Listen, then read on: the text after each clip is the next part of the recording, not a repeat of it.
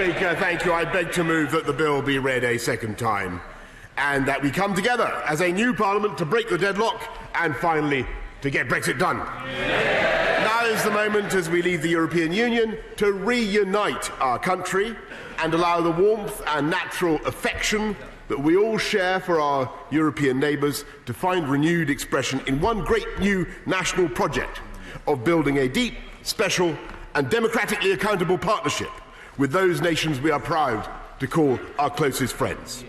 Because this bill and this juncture in our national story, Mr. Speaker, must not be seen as a victory for one party over another or one faction over another. This is the time when we move on and discard the old labels of leave and remain. In fact, the very words seem tired to me as I speak, as defunct as big enders and little enders, or Montagues and Capulets at the end of the play. Now is the time to act together as one reinvigorated nation, one united kingdom, filled with renewed confidence in our national destiny and determined at last to take advantage of the opportunities that now lie before us. And the whole purpose of our withdrawal agreement is to set this in motion and avoid any further delay. And in the hope that the honourable gentleman does not wish to have any further delay, I give way to him. Well, to the Prime Minister for giving way. The bill contains provisions not to extend the transition phase, or phase 2 of Brexit. It does not endanger strengthening the hand of the European Union in those negotiations. Why has he boxed himself into a corner? On the contrary, Mr. Speaker, I think most people looking at the negotiations would agree that it strengthens our negotiating position. Because if we have learned anything from the experience of the last 3 years, it is that drift and dither means more acrimony and anguish, Mr. Speaker, and there will be nothing more dangerous for the new future that we want to build than allowing the permanent possibility of extending, I think I'm coming to the point that honourable members wish to discuss, extending the implementation period in a torture we all remember that came to resemble Lucy snatching away Charlie Brown's football, or Prometheus chained to the Tartarian crag, his liver pecked out by an eagle and then growing back, as honourable members on all sides of the House will recall, and then growing back only to be pecked out again in the cycle repeated forever. This bill learns the emphatic lesson of the last Parliament, unlike members opposite, and rejects any further delay. It ensures that we depart from the EU on the 31st of January, and at that point Brexit will be done.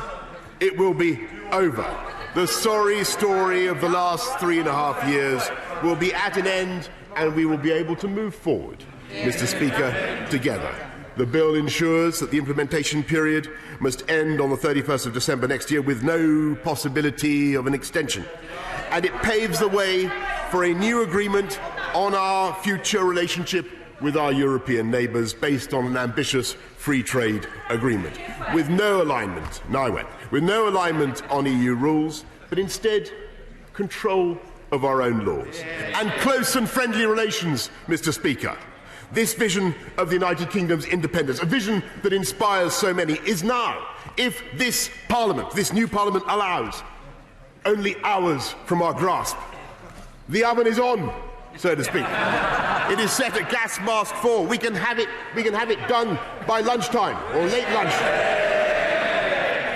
And the New Deal that I negotiated with our European friends will restore our great institutions to their rightful place as the supreme instruments of British self-governance. Once again, this House will be the only assembly able to legislate for this United Kingdom. British courts will be the sole arbiters of those laws, and above them all, the sovereign British people, masters of their own fate, controlling their own borders, laws, money and trade. And throughout our new immigration system, we will not only welcome those with talent, but go out of our way to attract people of ability regardless of nationality or background. And we are only able to do this because the freedoms offered by our European Union partners, the freedoms offered by leaving the EU, allow us once again to control overall numbers and bear down on unskilled immigration with our new points-based system. And if the Honourable Lady, if she's against our new the control of immigration, I'd like to hear her explain why. The Prime Minister has spoken about welcoming people to these islands. Clause 37 of the Prime Minister's bill removes the government's existing obligations with regard to unaccompanied children seeking asylum in the European Union who want to join their family members in the United Kingdom. Lord Dobbs has described this removal of a right as mean-spirited and nasty. Can the government tell me, or can the Prime Minister tell me, why he is making this mean-spirited and nasty move? I'm afraid the Honourable Lady has totally misunderstood or possibly misrepresented the purpose of what we are doing here. We remain proud of our work in receiving unaccompanied children. We'll continue to support fully the purpose and spirit of the Dobbs Amendment, but this is not the place in this bill to do so. The government remains absolutely committed to doing so. And amongst the many other advantages of this deal, Mr. Speaker, is of course that we will be able to sign free trade deals with the booming markets of the world, a power that no British government has enjoyed for the last 46 years. We will cast off the common agricultural policy that has too often frustrated and overburdened our farmers. We will release our fishermen from the tangled drift nets of arcane quota systems, and on the fishing, I give way to my right honourable friend on the point of fishing. Most grateful, my wrong friend. I offer my heartiest congratulations. There will be no communities more keen to get control back than fishing communities. Will he guarantee that we will not make the mistake of the 1970s? We will not allow allocation of fishing resources to be a bargaining chip in the treaty negotiations. We will become like a normal, independent maritime nation and conduct negotiations on an annual basis for reciprocal deals to mutual advantage. Well, my right honourable friend perfectly understands what we need to do to restore to this country the advantages of its spectacular marine wealth, and that is exactly what we will do once we become an independent coastal state. And I remind the House, and I remind members opposite, that there is of course one party in this House of Commons that is committed not just to reversing the will of the people, but to handing back control of Scotland's outstanding marine wealth to Brussels. The SNP.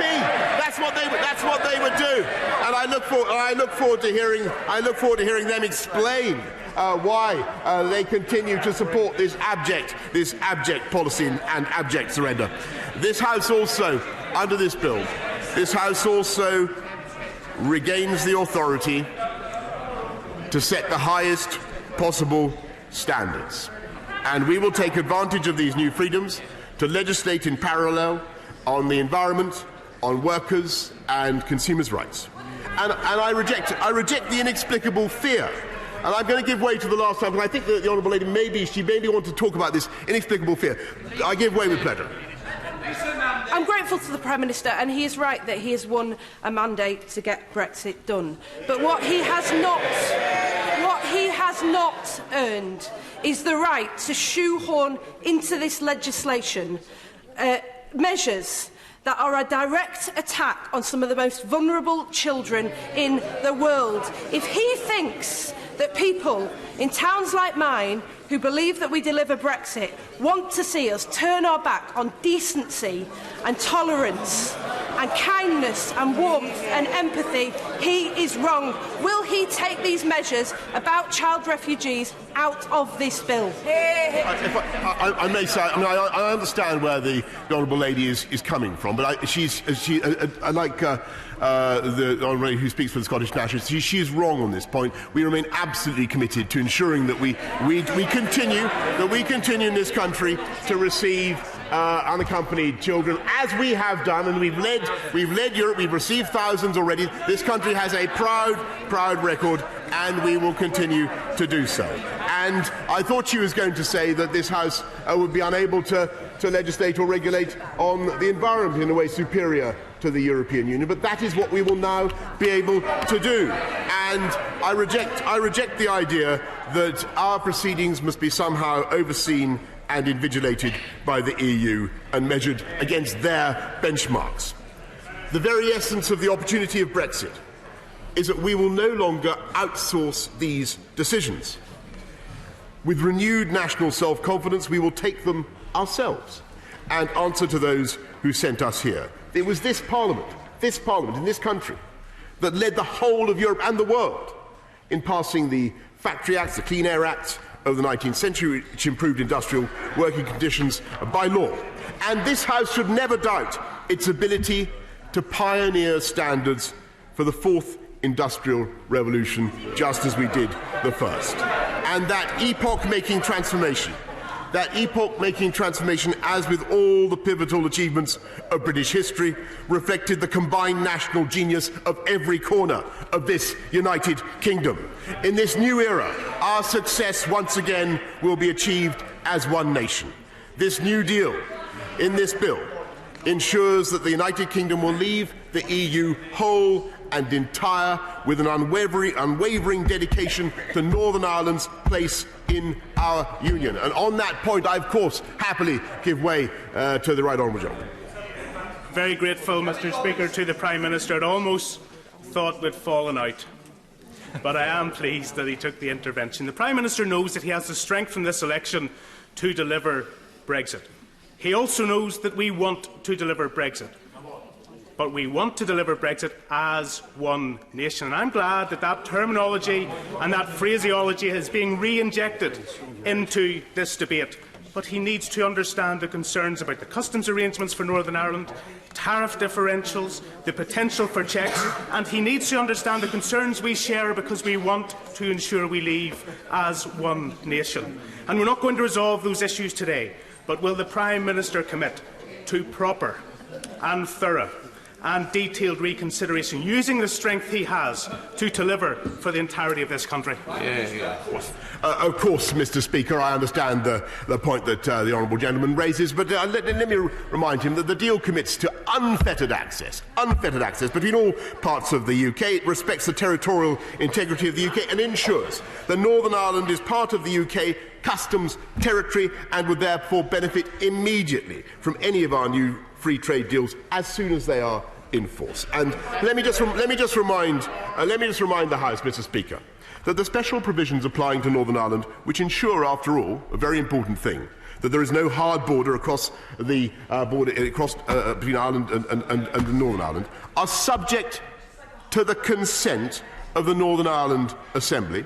And unless the Assembly specifically withholds its consent, unless indeed the Assembly insists on continuing with this approach, then those arrangements automatically lapse into full alignment with the rest of the UK. And I believe that these arrangements serve the interests of Northern Ireland and the UK as a whole. And it is a great deal for our whole country. And we must now begin building our future relationship with the EU. Our aim is to provide a close friendship between sovereign equals, to promote our common interests, inspired by pride in our European heritage and civilization. And Clause 3 of the Political Declaration invokes that spirit, establishing, and I quote, the parameters of an ambitious, broad, deep and flexible partnership, rooted in our shared history and ideals, and standing together against threats to rights and values from without or within. I am absolutely determined that this great project will not be the project of one government or one party, but of the British nation as a whole. So Parliament, as I have said, will be kept fully informed about the progress of these negotiations. And we should be fortified by a renewed sense of confidence that while our democratic... I think I've given away quite a few times, Mr. Speaker. Come on. I mean, all and the policy of the Liberal Democrats is now to have another referendum. They've abandoned revoke. They now want another referendum. So I think when they work their policy out, I'll give way. We should be